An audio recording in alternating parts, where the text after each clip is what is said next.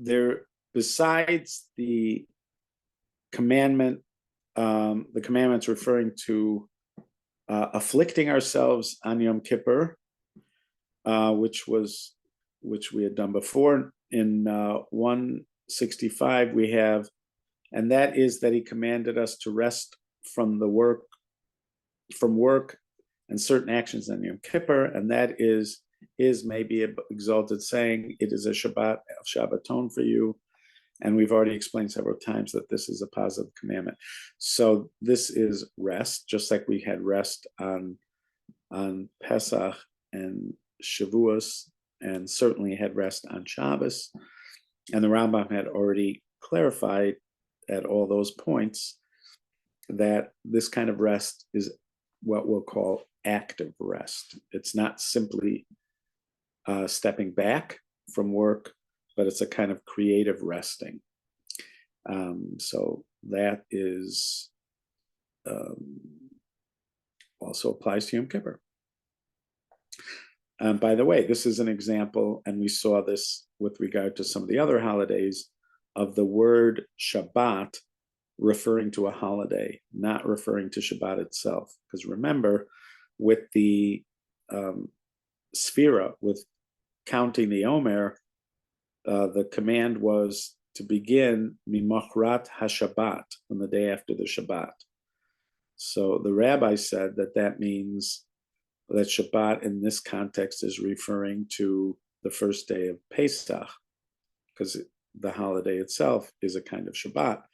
So Mimachrat HaShabbat is the day after the Yom Tov, which would be the 16th of Nisan in Israel, where you'd have one day of Yom Tov at the beginning. The day after would be the 16th of Nisan. So that's when you'd start counting Sfirot HaOmer, whereas the Stukim, the Sadducees, said you have to start from the next Sunday. Now, we've already seen this happen, but here again, you have the word Shabbat, Shabbaton, a Sabbath of Sabbaths, referring to Yom Kippur, which is a holiday. It's not always happening on Shabbos. And so this is another example of a holiday being called Shabbos Hemo. I saw you, then you disappeared, then you came back. Yeah. I'm glad you're back. Is everything okay, Maimo? Yep, just running around. Okay.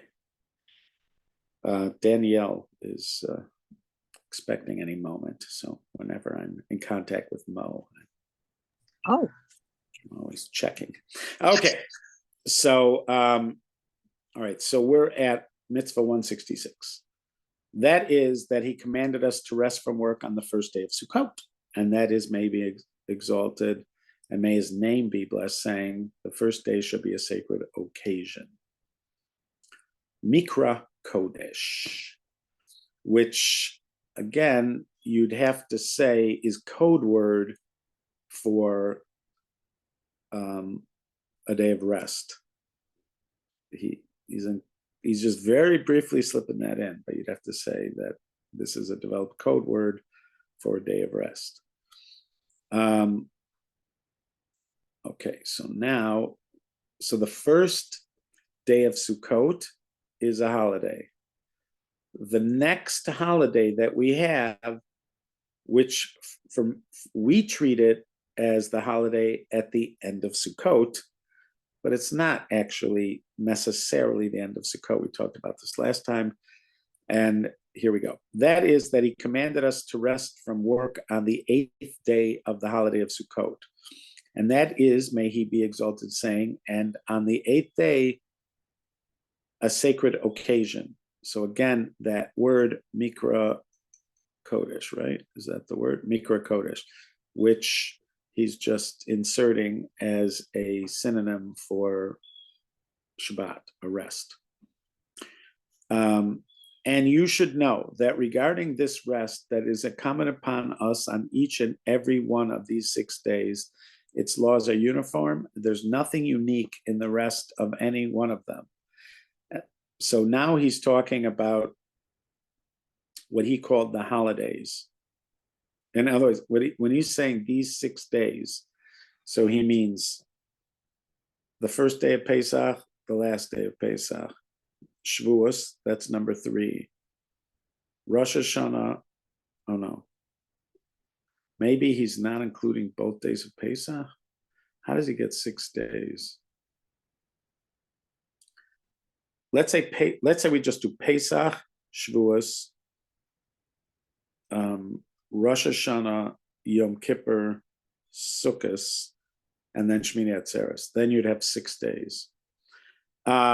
Its laws are uniform. There's nothing unique in the rest of any of them. And likewise, it is permissible for us to do preparation of food sustenance on each holiday. The regulation of this resting have already been explained in Tractate Beitza. Indeed, the rest that is incumbent on Shabbat and Yom Kippur is also this very resting, but with many additions. For these 2 days, preparation of food, of sustenance, is not permitted. So Shabbos and Yom Kippur, you cannot prepare food. And there is also things that are permissible on holidays that are forbidden on Shabbat, even though they're not preparation of food sustenance, as explained in Tractate Beitza. All right, so he is saying that in essence, it is the same rest.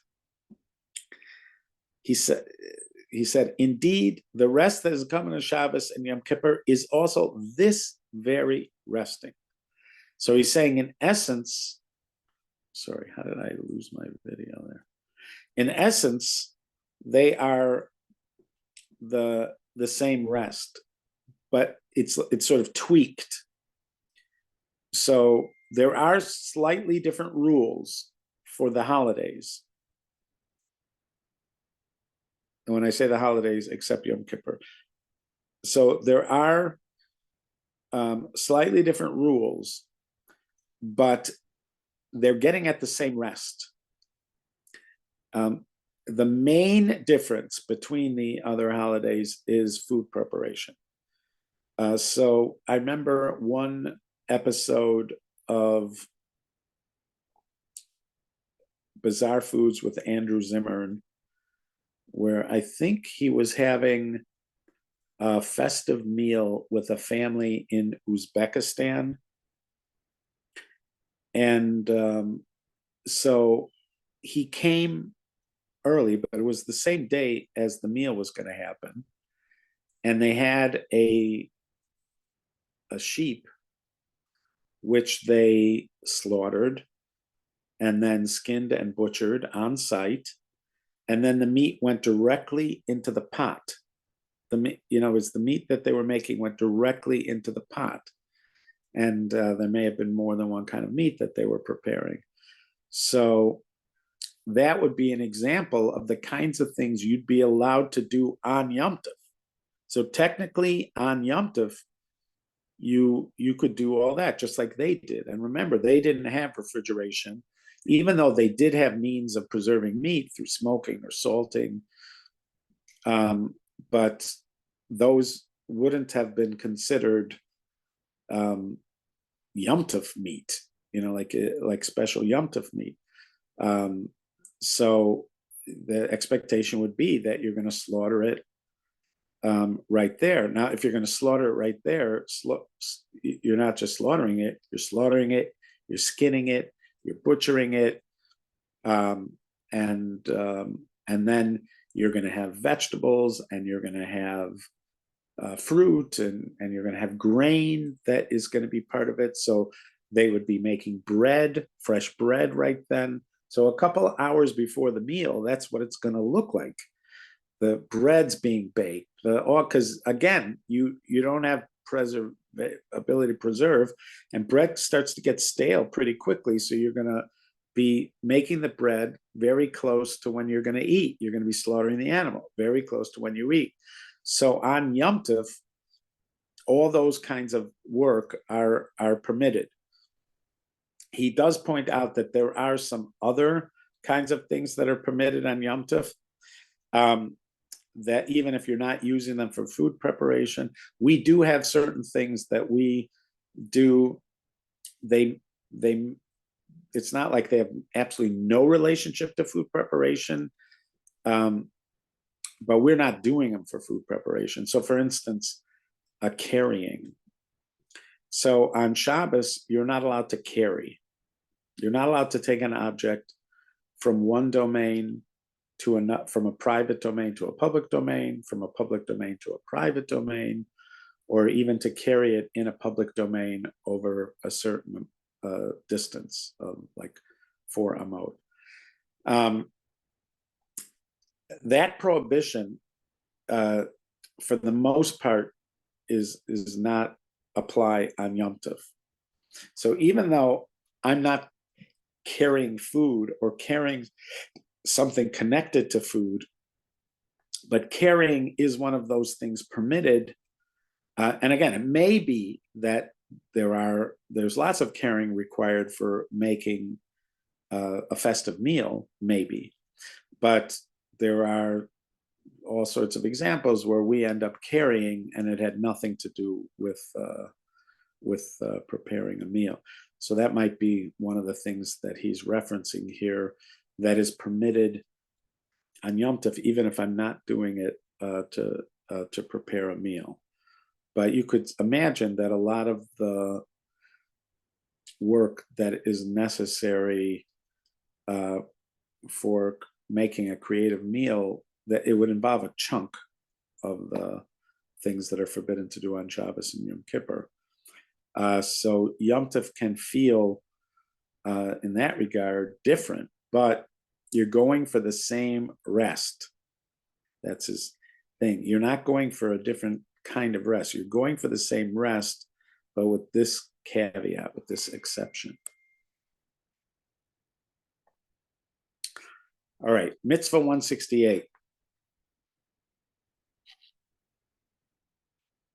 That is that he commanded us to dwell in the sukkah 7 days on the days of the holiday.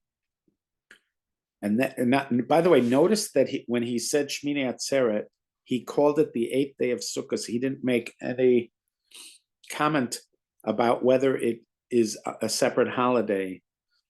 And we talked about that before when I was talking about Shavuos, we were talking about it, that in some regards, Shmini Atzeret is considered a separate holiday. In some regards, it's considered part of Sukkot. It's said on the 8th day, so that clearly seems to be associating with Sukkot. But then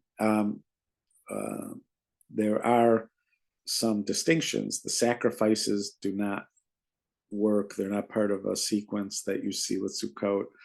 And the Talmud suggests that in some ways it is part of Sukkot, and in some ways it's unique. But he doesn't go into that at all. All right, so the command is to dwell, not sit. I said the word sit, but it's not really sit. The word leishev can mean to sit, but it means more than that. It means like dwelling. To dwell in the sukkah 7 days on the days of the holiday. And that is, may he be blessed, saying, and you shall dwell in Sukkot 7 days.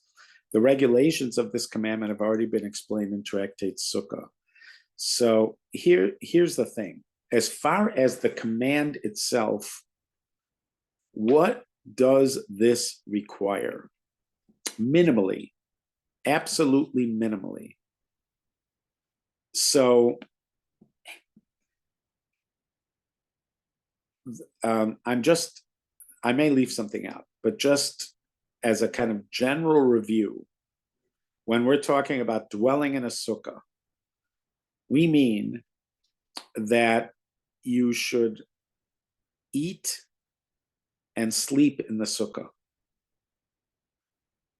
It is extended, and many people do this, it is extended to your general daily life. In other words, if you would sit at home at this time of the day, many would say you should sit in the sukkah.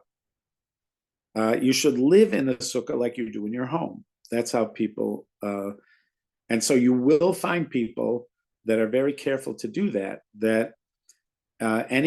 kind of dwelling that they would do in their house, they're doing in the sukkah. Now, they're not cooking in the sukkah. They're not washing up in the sukkah. They're not going to the bathroom in the sukkah. That is not considered appropriate for the sukkah. But let's say you would study, so study in the sukkah. Let's say you're sharing time with friends, so share time with friends in the sukkah. Let's say you're read in the sukkah. Let's say you're taking a nap, take a nap in the sukkah. And you will see that that there are people who are very careful about that. There were times in my life where, when we were in Israel, where a couple times that's how I rolled, as they say. But the absolute minimum would be that, let's say you lived in a place where it's not comfortable to sleep in the sukkah.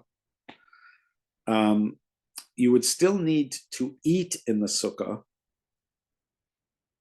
on the first night, which means you'd have to go out of your way to eat in the sukkah on the first night. The rest of the time, let's say it's very, very cold or very, very hot. So the rest of the time, you would not be encouraged to you don't have to eat in the sukkah. There is some, like Chabad, are very careful to eat in the sukkah no matter what the weather conditions are. But it seems like from the Gemara and the Halacha that if it's very uncomfortable, you're not supposed to. You don't have to. So that would mean that if it was, let's say, very cold or very rainy or very hot, minimally you would have made like kiddush, you would have eaten bread in the sukkah on that first night. And then it could be that you're not in the sukkah for the rest of that time. So you could have, like, from those extremes, from the extreme where in theory somebody might have a sukkot where they only ate in the sukkah on the first night, and that's the only dwelling they did in the sukkah, all the way to somebody who is doing pretty much everything in the sukkah. The only thing they may not be doing is going to the bathroom, showering, and cooking. But everything else they would be doing in the sukkah. So you could have that kind of a gamut, some kind of a spread. Do women also have the thing to sleep in the sukkah the first night, or? Right. So the mitzvah of sukkah is a mitzvah shazman grama. It's one of the list of mitzvah shazman grama, which means mitzvah say shazman grama. So it is technically, I just want to clarify one thing here.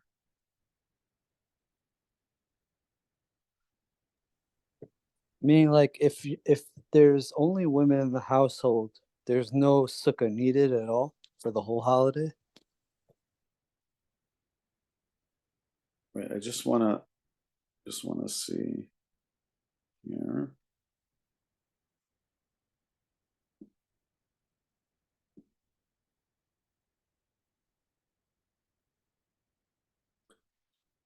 The one thing that that's standing out in the back of my head is I just want to see 1 second.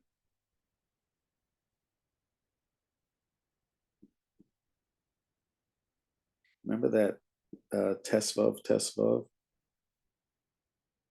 Yeah. Yeah, so I'm just trying to see about that. 1 second.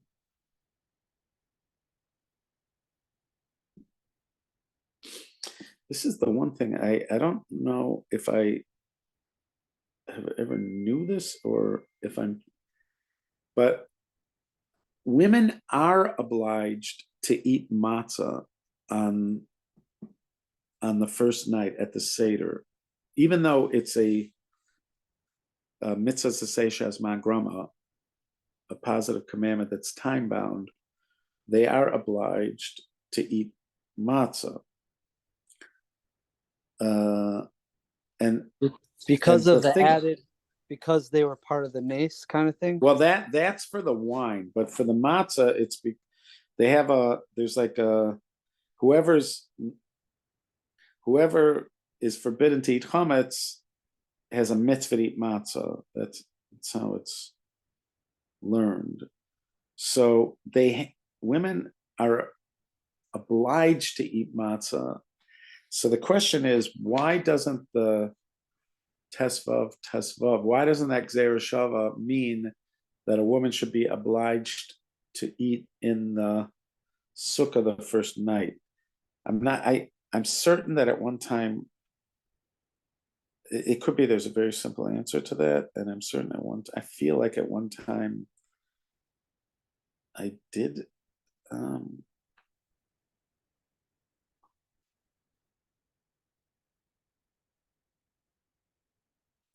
I don't know, it's like in the very outside of the periphery. Again,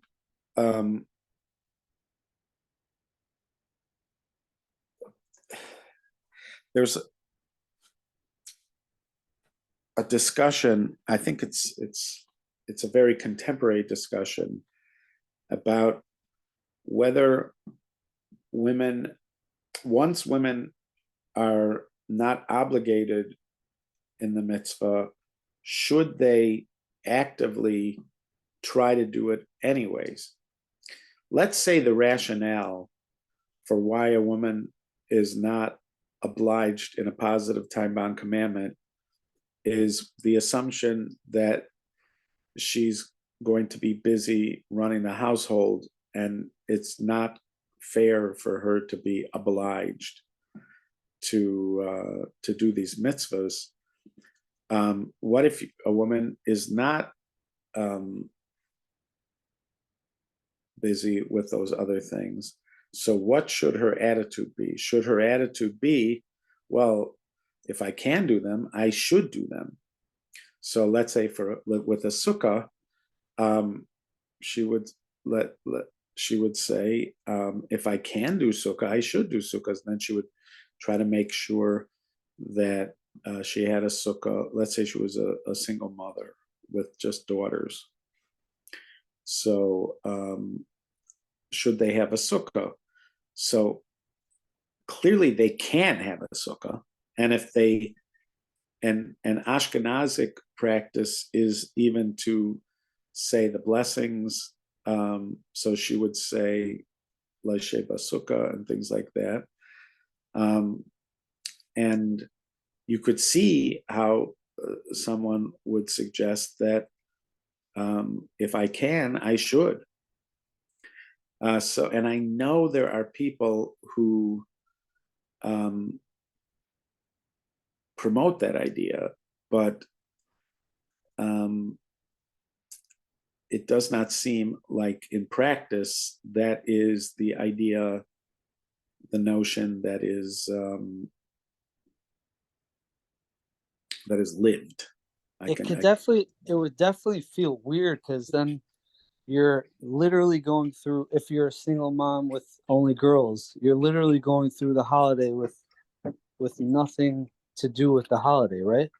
Right. So you for sure can, and that would be an important strategy, I think. Right. Especially also, she wants her daughters to raise family that are going to have a sukkah, and so right, obviously she'd want them. But there's so many times, for instance, let's say you have a sukkah and it's only kosher up until a certain point. Right. It is very common in Israel, especially where they have all these challenges for having a sukkah, where the women are sitting in a part that's not the kosher sukkah.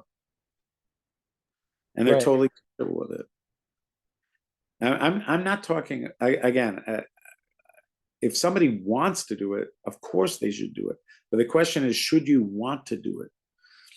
So, yeah, so it's just an interesting topic, and I know amongst the communities where women are taking a much more active role in mitzvah observance, and just in sort of they want to have the richest mitzvah life possible. I know this comes up and is a discussion, and I'm sure that we could find someplace where they do it, but it's a very contemporary conversation. And there's certain ones like shofar. Women go out of their way to hear shofar. And that's very common. That's very, very common. Let's see about that. So the argument would be, why by shofar would women have to go, where the logic is that why would you make a woman do that if it's like hard for her, kind of thing, with kids and all that? Right. So there you have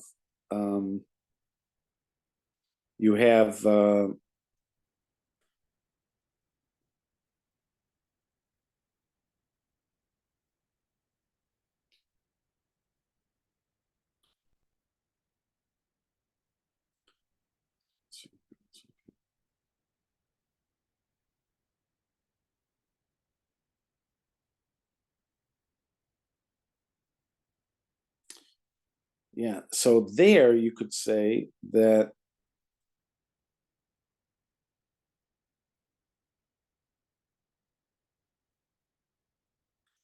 it's just recognized as such a deeply important experience that women are encouraged to be part of it. I need more. I remember looking at this before, but I don't remember as much now. And so you might argue the same thing about having a sukkah, that having having a sukkah, being part of a sukkah, being connected to a sukkah, it just has so many other benefits that are pragmatically obvious that you could hear why women would go out of their way to be part of sukkah, even if they technically don't have to. Right. But again, why shouldn't a woman partake of all the mitzvahs? Why? So what is it? Once you say that somebody isn't obligated to do something, what does that mean? I think that's part of what, especially contemporary women who are, again, trying to lead the fullest life of Torah and mitzvahs, you'd have to ask yourself, why aren't I trying to do everything that's available?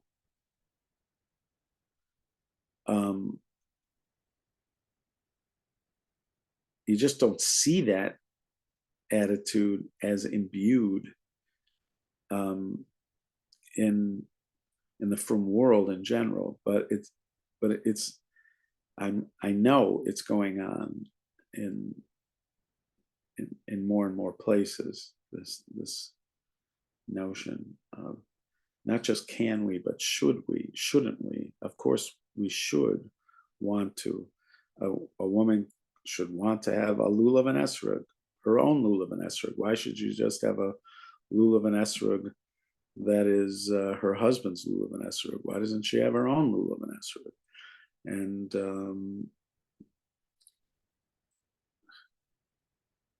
remember that thing from Srugim, the show about this woman who has tefillin? It's a controversial. The issue of tefillin is a controversial issue. It's been controversial for a while. But let's say, remember that she had her own tefillin, and the guy wanted to borrow a pair of tefillin, and the friend who he was borrowing it one who said he wants to borrow tefillin went through in her building, and she got a pair of tefillin, and then she told him these are tefillin that belong to a woman, and then he wouldn't put them on. It's like a Seinfeld.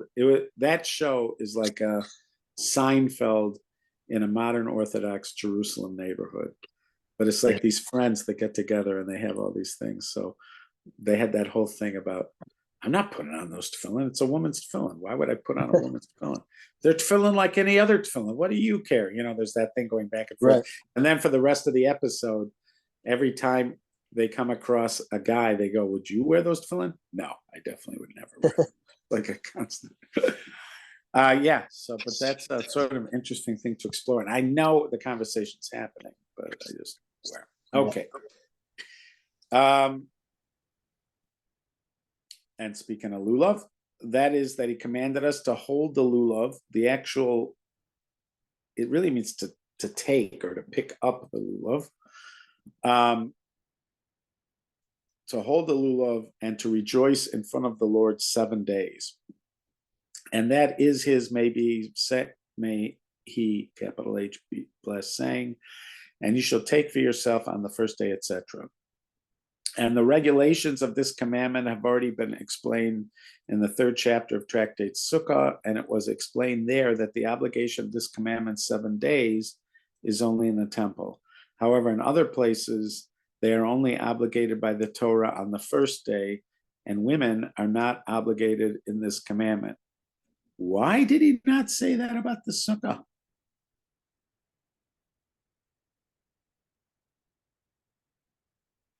Why did he not say that on the sukkah?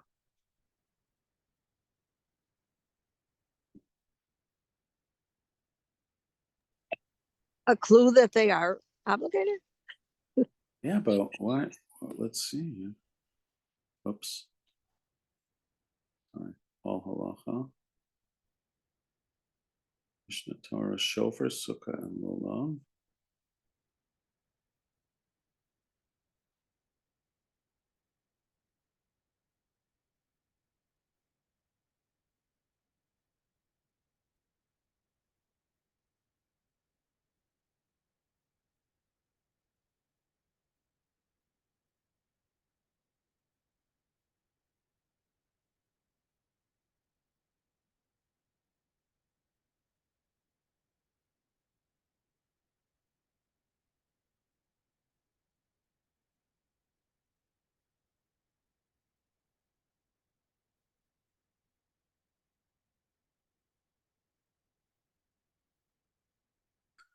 Just checking here a little bit. 1 second. Never get there because it's just talking about building it.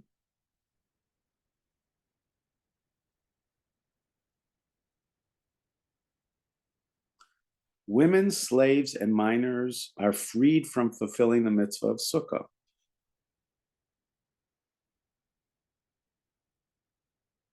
Says it. That's in Mishnah Torah. He says it. Why doesn't he say it here? Or he goes out of his way to say it by lulav and esrog.